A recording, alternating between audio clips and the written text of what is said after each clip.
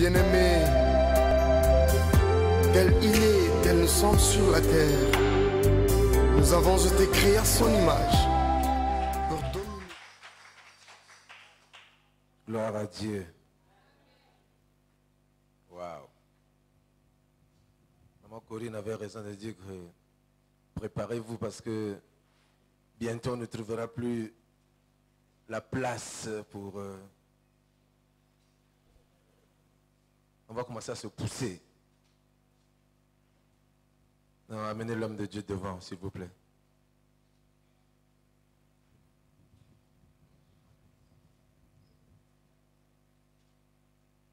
Je suis dans la joie parce que je me dis que l'après nous est en train de se mettre en place.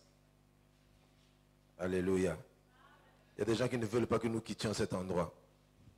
Il y a des gens qui veulent que nous soyons toujours là. Mais nous n'allons pas toujours être là. Il faut qu'un jour, nous ne soyons plus là pour que les Théos se mettent à parler. Qui pourrait penser que Théo pouvait prêcher la parole de Dieu? En 15 minutes, il a dit tellement de choses. En 15 minutes, c'est la prédication que quelqu'un aurait prêché pendant 1h30. Qui est d'accord avec moi? Mais il a dit des vraies choses, des bonnes choses. Oh, que le Seigneur ajoute. Amen. Alors, ce matin, je vais essayer de parler de ce que je vous ai promis. Prière ou incantation. C'est le thème ou le titre de mon message. Prière ou incantation. Nous avons la possibilité aujourd'hui de vivre ce que nous voyons tous les jours quelque part et imiter et faire comme tout le monde et appeler cela comme étant une prière. La plupart du temps, nous voyons certaines personnes prier et nous disons « Waouh, j'aimerais prier comme lui ».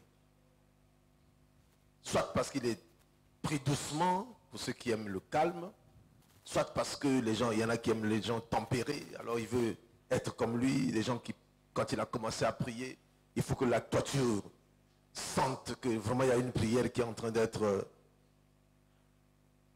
envoyée vers le ciel. Hier, avec mon épouse, on suivait un homme de Dieu, un béninois, je crois. Je ne sais pas si c'est un Ivoirien ou un béninois, qui prêchait à une conférence au Bénin. Et quand j'entendais l'intonation, je me disais que c'était Duncan Williams. Mais comme il parlait en français, j'ai dit, ah, mon Dieu, c'est comme si Duncan Williams parlait français. En tout cas, il parlait textuellement comme Duncan Williams, avec une voix très, très grosse et très basse. J'ai dit, waouh. Et nous qui avons eu la grâce d'écouter cet homme qui est Duncan Williams, prier ou prêcher, quand vous allez écouter une autre personne, vous dites, assurément il y a une différence entre la prière de cet homme et de celui qui prêche tout doucement. Alléluia. Mais ce qui est merveilleux, c'est que la meilleure des prières, ou disons, ce que c'est la prière, c'est ce que le Seigneur lui-même nous enseigne. Ce n'est pas ce que nous copions chez les gens. Ou tout au moins quand nous copions, quand ça secoue un peu, ça nous excite. Et nous avons un peu comme la chair de poule. Mais je bénis Dieu que ce matin, nous allons partager quelque chose. Ok. Mon fils nous a donné un passage que nous avons lu tout à l'heure et c'est celui-là que nous allons commencer à lire. Jean chapitre 15, versets 7 et 8. Si vous demeurez en moi et que mes paroles demeurent en vous, demandez ce que vous voudrez et cela vous sera accordé. Si vous portez beaucoup de fruits, c'est ainsi que mon Père sera glorifié et que vous serez mes disciples. Alors, le Seigneur dit ceci, si vous demeurez en moi et que mes paroles demeurent en vous, demandez ce que vous voudrez. C'est ça. Souvent on me pose la question, c'est quoi la prière? Et j'aime bien répondre, la prière c'est une demande. C'est tellement simple que c'est comme ça. Mais il y en a qui donnent une autre information ou qui donnent un autre enseignement sur la prière. Au point où quand vous leur posez la question, combien de types de prières vous connaissez? Le gars il va te dire, il y a la prière d'adoration, la prière de louange, la prière de repentance, la prière d'action de grâce, la prière comment j'appelle ça déjà? Ouais, la prière de requête, la prière. Alors, après, je me pose la question. Le mot prière, est-ce que les gens le comprennent d'ailleurs? Déjà, si tu comprends le mot prière, tu ne peux pas dire, donc ça dit si c'est un synonyme de demande. Donc nous allons dire la demande de requête. Or, requête, c'est une demande. Donc quand quelqu'un dit que la prière de requête, qu'il y a une prière de requête qui existe, donc il y a une demande de demande qui existe. Je ne sais pas ce que ça veut dire. Enfin, tout au moins, je ne comprends pas ça. Comment une demande d'une demande? Et deuxièmement, nombreux pensent que quand ils adorent, c'est aussi une sorte de prière. Parce qu'il y a la prière d'adoration. Et c'est pour ça que vous voyez certains modérateurs ou certains conducteurs de culte vous dire, bien aimé, maintenant, nous allons passer à l'adoration. Alors s'il vous plaît, au chandelier, ne dites jamais ça. Au chandelier, ne dites jamais ça. Que maintenant, nous allons passer à l'adoration. Comme si, depuis là, on n'avait jamais adoré Dieu. C'est seulement à l'instant là que nous allons adorer Dieu. Et quand nous l'aurons fait pendant 5 minutes ou 10 minutes, on va arrêter. C'est fini, il n'y a plus d'adoration. Maintenant, on passera à autre chose. Non. Le Seigneur qui nous enseigne, nous donne une bonne définition de la prière, de l'adoration, de l'action de grâce, c'est-à-dire la louange ou l'action de grâce, parce que c'est la même chose. Et toutes ces choses n'ont rien à voir.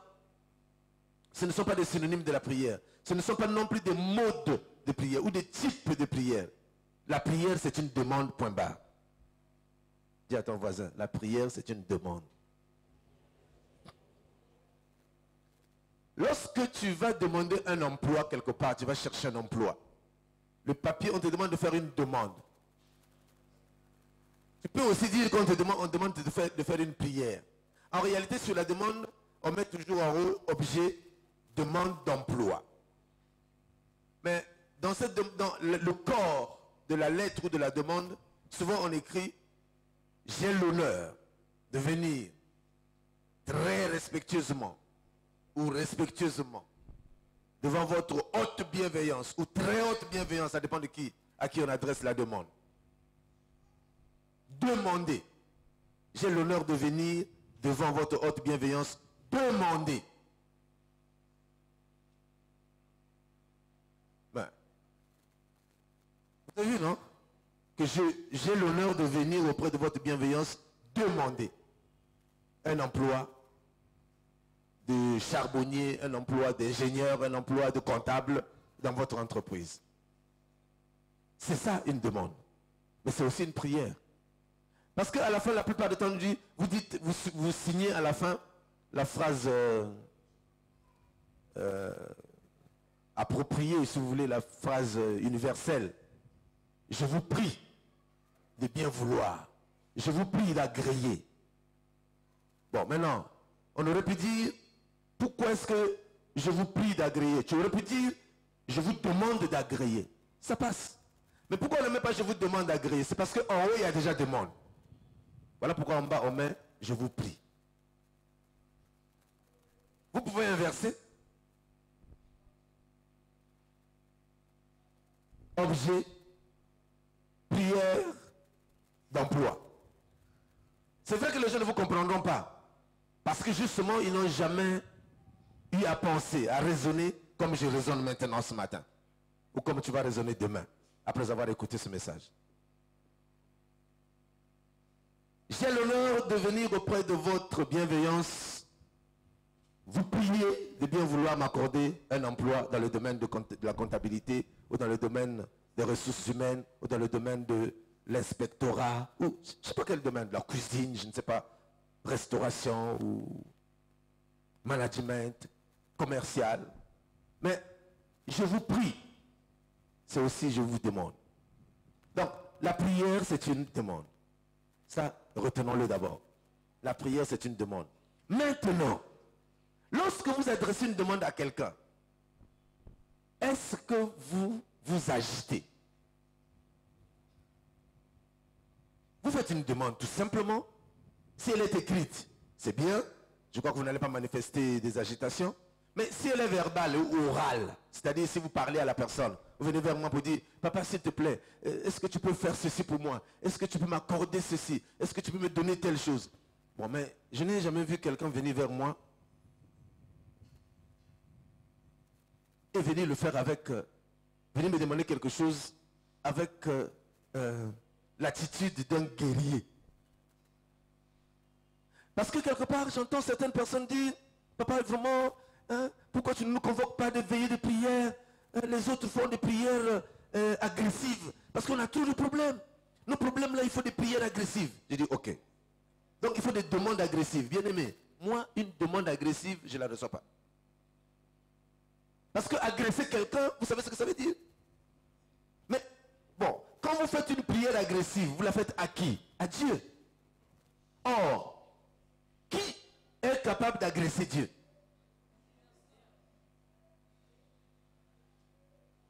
Personne n'a le droit d'agresser Dieu. Déjà, si nous n'arrivons pas à nous agresser nous-mêmes, donc n'allons pas agresser Dieu. La Bible dit que tout ce que nous demanderons en priant, il nous le donne. Tout ce que nous demanderons à Dieu, quelle que soit la manière dont nous posons notre problème à Dieu, il nous le donne. Donc nous n'avons pas besoin de l'agresser. Il suffit tout simplement de dire, papa, nous avons besoin de telle chose. Et le Seigneur Jésus qui nous enseigne cette prière, il prend le soin de nous dire de quoi il s'agit. Il ne s'agit pas ici d'une relation entre Dieu et les hommes. Mais il s'agit d'une relation entre un père et des enfants ou des fils ou des filles. Tout à l'heure, mon fils, je bénis le Seigneur qui a parlé de l'intimité. Il y a une grande intimité entre un père et une fille, entre un père et un fils, mais il n'y a pas d'intimité entre Dieu et un homme. Je ne crois pas parmi nous ici qu'il y ait quelqu'un qui ait une intimité avec Dieu. Même Moïse, qui était le seul, la Bible dit qu'il était le seul ami de Dieu, celui avec qui Dieu parlait face à face. Dieu parlait face à face avec lui.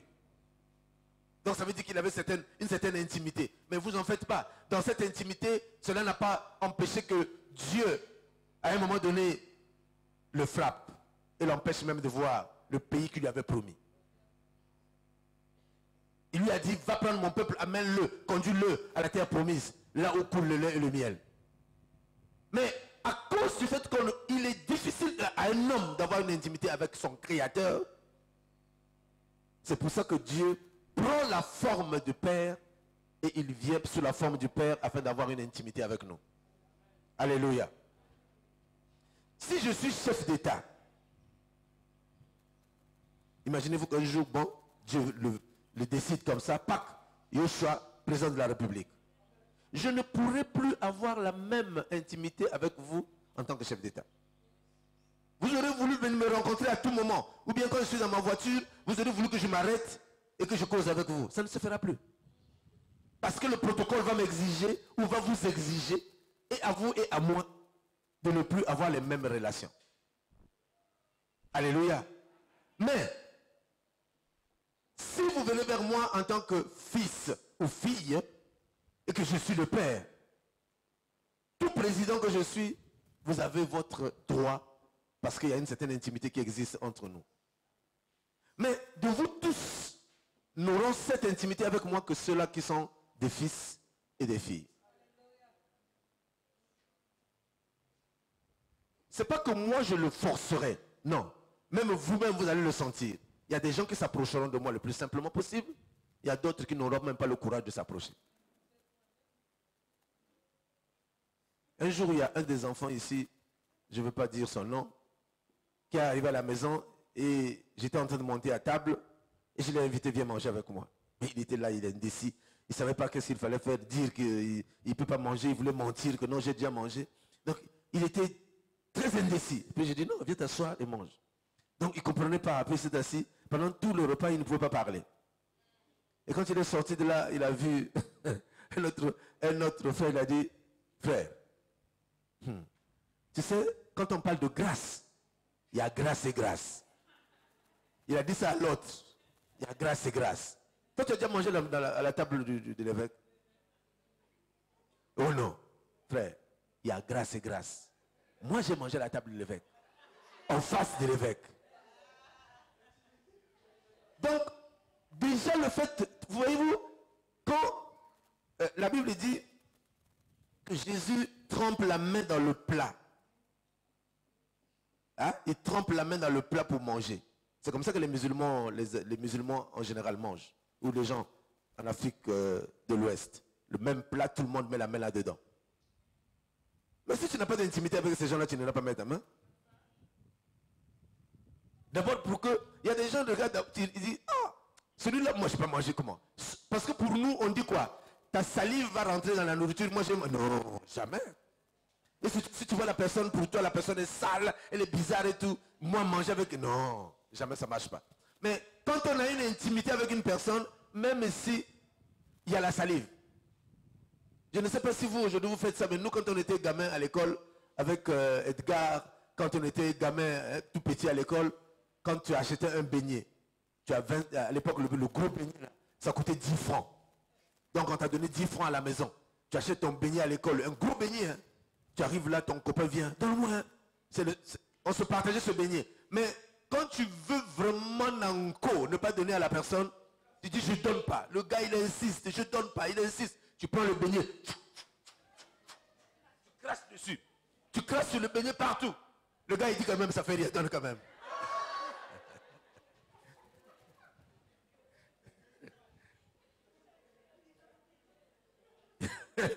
Mais si tu détestes la personne et qu'il est craché sur le beignet qu'il te donne, tu vas dire, oh, quoi? Je préfère mourir de faim que de manger ce beignet. Alléluia.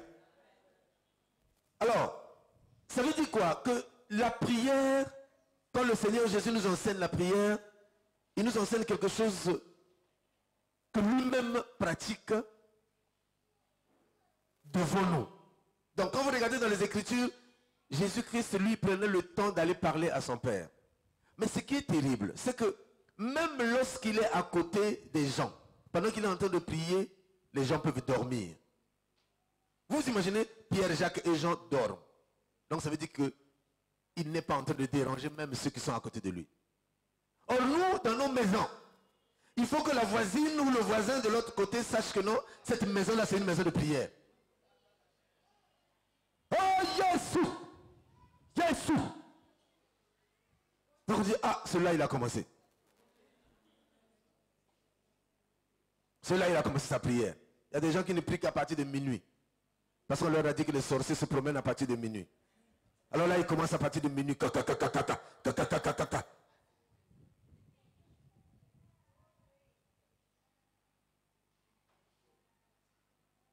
Jésus-Christ se lève, sort de la maison. Il quitte la maison et il va à la montagne. Ou il va dehors, il va loin, dans un endroit désert. La plupart du temps, il va là où personne ne va le déranger. Or, nous prions. Bon, il y en a qui disent que c'est bon. Ils mettent la musique. Ouais, c'est la musique chrétienne. Ok. Ils mettent la musique chrétienne et ils prient avec la musique chrétienne. D'accord. Mais je vous donne un conseil, ne faites pas ça. Parce qu'elle distrait. Elle distrait énormément. Vous savez ce que ça veut dire? Prier avec une musique. C'est comme si vous venez me voir, vous prenez votre téléphone, pendant que vous êtes en train de me parler, vous allumez, vous mettez en marche votre... comment vous appelez ça déjà là? Votre MP3. Vous mettez le MP3 en marche et la musique passe là. Kembo, alléluia, Hosanna, Yahweh. Pendant ce temps, tu dis, papa, moi si je venais te voir là, avec ton téléphone qui parle, hein, qui chante là, et tu me parles. Je vais te regarder, je vais regarder le téléphone, je vais te dire, bon, ton problème c'est lequel? J'écoute ton chant ou bien je t'écoute toi?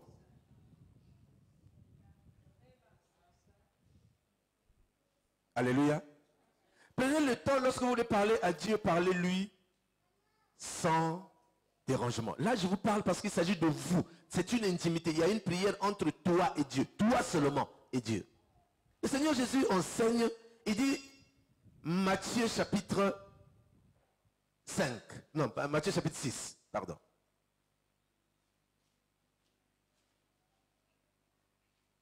Regardez ce qu'il dit lorsque il parle de la prière.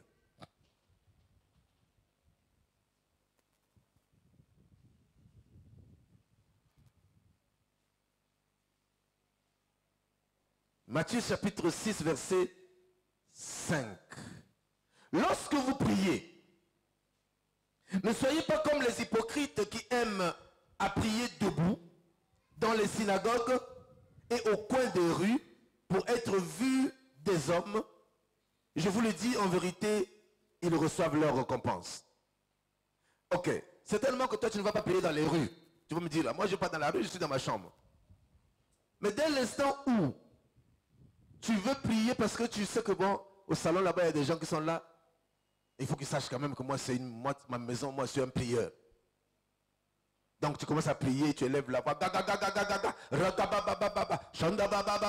au salon là-bas les gens disent, ah il est en train de prier. Quand tu as fait ça, il n'y a pas de différence entre celui qui est allé dans la rue et toi. Parce que ta prière est dehors. Ta prière est dehors. Tout le monde, tous ceux qui sont dehors ont entendu ta prière. Ou tout au moins ils ont entendu ils savent que tu es en train de prier. Mais ce qui est terrible, ce n'est pas le fait qu'ils ont entendu. C'est la conséquence de ta prière. La Bible dit ici, ils ont leur récompense. Or, quand tu pries, c'est pour avoir quoi? Une récompense. Or, ici, le Seigneur dit qu'ils ont déjà leur récompense, qu'il leur donne. Pas le Seigneur. C'est pas le Seigneur qui donne. Qui donne? C'est l'homme qui a entendu ta prière dehors. Quel choc. Je ne sais pas qui c'est qui a entendu ta prière ou celui qui t'a vu prier. C'est celui-là qui te donne la récompense. Dès l'instant, il va se mettre à t'apprécier, à dire, waouh, ça c'est une femme de prière. Hein? En tout cas, 4 h du matin, tu vas voir seulement là, il va commencer à prier. 4 h du matin, on entend là, je t'avais dit quoi? Elle prie, dès que tu vois la femme dans la rue, ah, maman, shalom maman. Le respect que tu lui donnes là, shalom maman, c'est parce que tu entends à 4 h du matin, Mais que dit le Seigneur? Lorsque vous priez, ne soyez pas comme les hypocrites. Quel choc. Donc, aime à prier debout afin qu'il soit vu et qu'il soit entendu. Donc, quelle que soit la forme que tu prends, faites attention. C'est comme ça que le Seigneur nous parle. Il dit, si tu pries et que tout le monde te voit prier et que tout le monde t'entend prier, c'est comme si tu étais dans la rue. Parce que ceux qui font cela, c'est pour être vus des hommes. Et je vous dis en vérité, ils reçoivent leur récompense. De qui? Des hommes. Alléluia. Maintenant, en bas, il donne le mode de prière. Verset 8. Mais toi, quand tu pries, entre dans ta chambre, ferme la porte et prie ton Père qui est là dans le lieu secret. Et ton Père qui est dans le secret te le rendra. C'est-à-dire, il te donnera la récompense que tu espères, que tu attends. Bon, maintenant, celui qui est dans... Tout à l'heure, j'ai parlé de